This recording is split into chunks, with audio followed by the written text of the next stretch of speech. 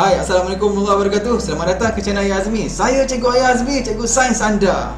Video kali ini, Cikgu akan terangkan satu lagi tajuk berkaitan dengan topik sains, iaitu kesan perubahan populasi.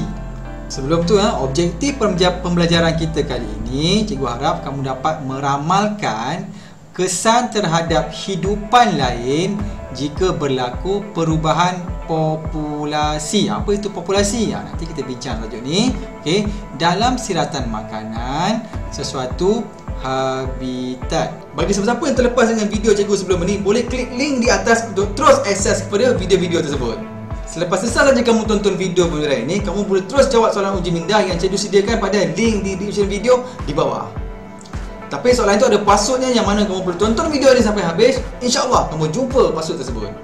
Jadi jangan buang masa, jom dengar penerangan cikgu berkenaan dengan tajuk kesan perubahan populasi. Okey, dalam suatu habitat, perpindahan tenaga berlaku berterusan. Ini kita dah bincang dalam tajuk rantai makanan kan. Okey, perpindahan berlaku berterusan dalam rantai makanan. Sebarang perubahan populasi hidupan akan mengganggu keseluruhan ekosistem. Macam mana tu? Okey, tengok perbualan antara cikgu dan anak murid ni. Cikgu, bagaimanakah perubahan populasi hidupan dalam rantai makanan berlaku?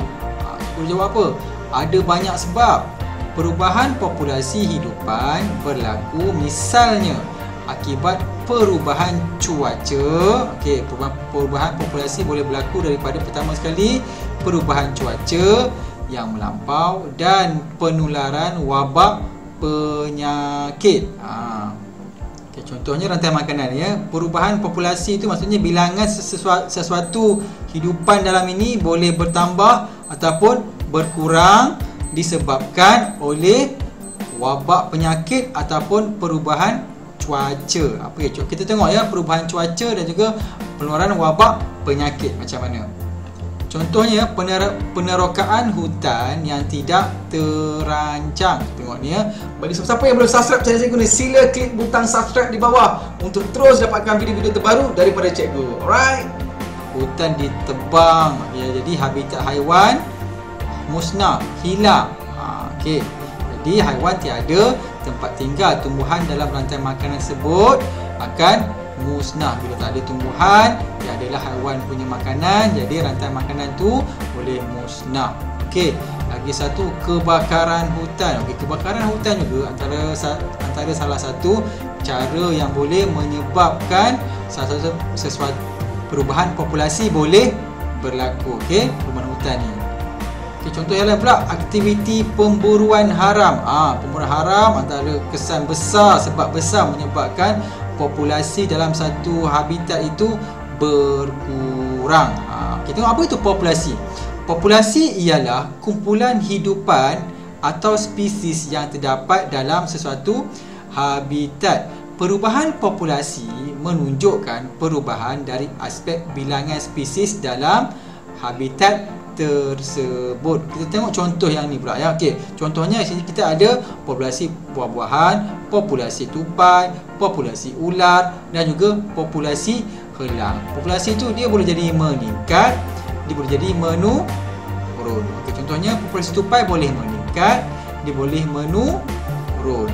Contohnya populasi ular, bilangannya boleh meningkat, bilangannya boleh menurun. Begitu juga dengan helang, populasinya bilangannya boleh meningkat, bilangannya boleh menurun. Setiap perubahan ini okey, sama ada meningkat atau menurun, akan memberi kesan terhadap keseluruhan rantai makanan ini.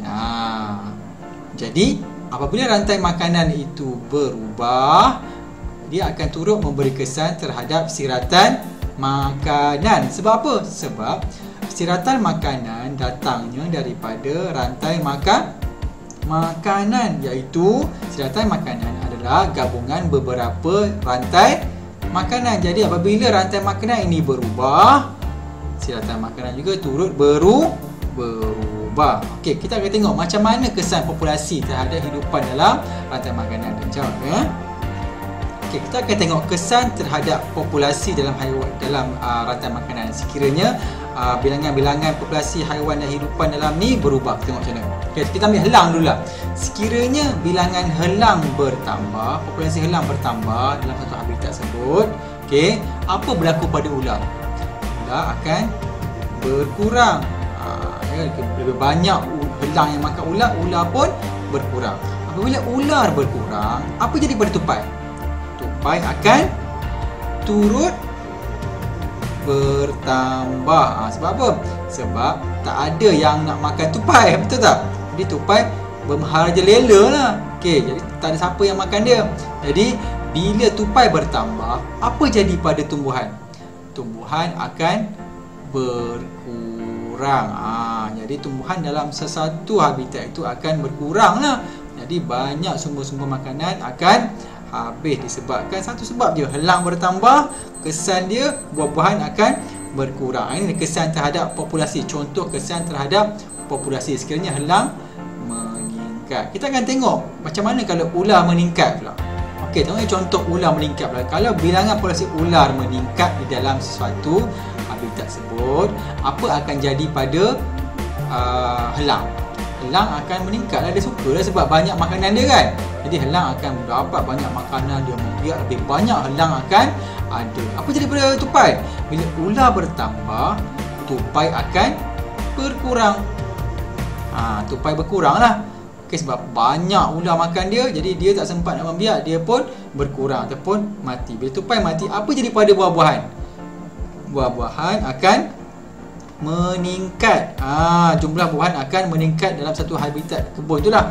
Okey, bagus buah-buahan meningkat, banyak hasil, tapi kebun tersebut banyak ular, banyak helang. Okey, jadi tak memberi kesan. Jadi kesan dia berbeza dengan kalau helang meningkat. Jadi okay, nampak tak beza dia? Sekarang ni kita tengok pula macam mana kalau tupai, kesan populasi tupai pula. Sekiranya populasi tupai berkurang, tukang kebun tu bagi racun tupai mati. Okey, populasi dia berkurang. Apa jadi pada ular? Ular akan turut berkurang. Kebun tu tak ada ular. Sebab apa? Makanan dia tak ada. Ular akan turut berkurang. Bila ular turut berkurang, helang pun akan turut berkurang. Sebab apa? Makanan helang adalah ular. Makanan dia tak ada, helang pun tak ada lah. Dah betul bercari tempat lain. Akhirnya apa jadi pada buah-buahan ni? Buah-buahan akan bertambah. Okey. Jadi kalau kebun itu kita nak banyak buah, okey, tidak dimakan tupai, caranya kita kena kurangkan tupai. Dengan cara kita bagi racun pada tupai tersebut ataupun kita tembak tupai ni. Okey, jadi kesan dia buah akan meningkat. Jadi kesan ini berbeza-beza. Macam kita tengok tadi ya, helang bertambah lain, ular bertambah lain, tupai bertambah pun lain. Kamu boleh buat sendiri dengan cara buat anak panah meningkat menurun macam ni. Kamu boleh cuba. Okey?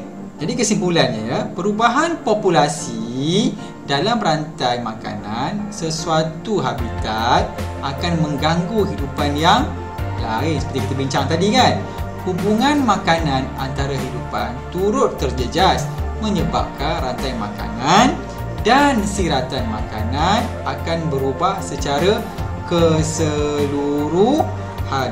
Macam contoh inilah. Okey, contoh yang macam ni tadi, yang ini, okey, yang macam yang kita bincang sebentar tadi.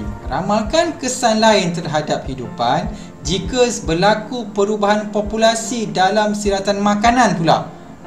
Sesuatu habitat. Perihalkan. Okay, jadi kesan dia sama juga dengan kesan rantai makanan. Sebab apa? Siratan makanan berasal daripada rantai makanan. Okey.